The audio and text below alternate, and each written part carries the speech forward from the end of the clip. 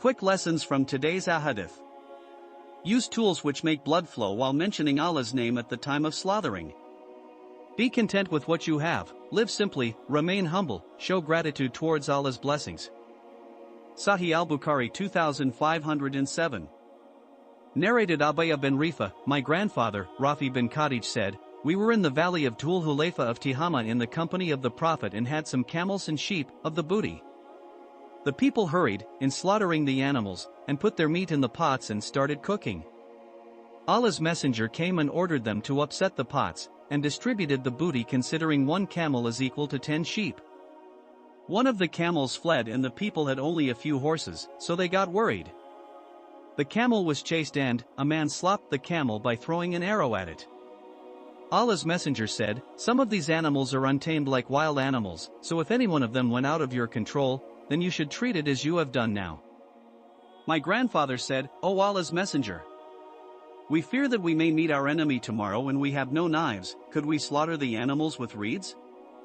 The Prophet said, yes, or you can use what would make blood flow, slaughter, and you can eat what is slaughtered and the name of Allah is mentioned at the time of slaughtering. But don't use teeth or fingernails in slaughtering.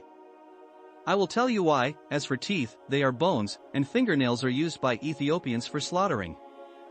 This hadith is about how to properly slaughter animals for food. It was narrated by Abaya bin Rifa, who said his grandfather, Rafi bin Khadij, was in a valley with the Prophet Muhammad when they had some camels and sheep as booty. The people started cooking their meat in pots, but then the Prophet came and ordered them to upset the pots so he could distribute it equally. 1 camel ran away, so someone chased it down with an arrow and killed it. The Prophet then explained that some animals are like wild animals, so if one runs away you can treat it like this man did.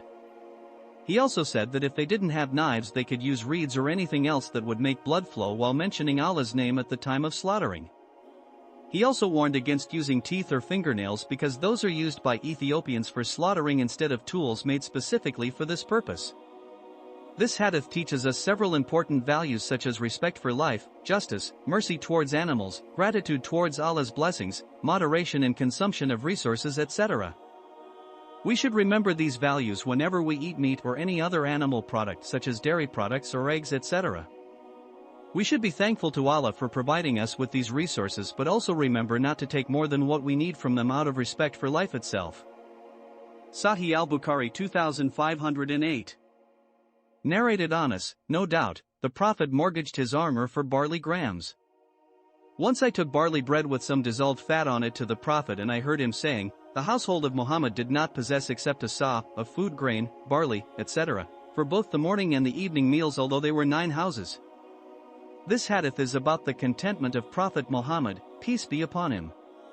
He mortgaged his armor for barley grains to provide food for his family. Despite having 9 houses in total, they only had enough food grain to make 1 sa of bread per day. A sa is a measure of volume used in Arabia at that time, and it was enough to feed them all. This shows us that even though he was a prophet and leader of an entire nation, he still chose to live simply and remain humble by being content with what little he had. May Allah guide us all and may He always protect us.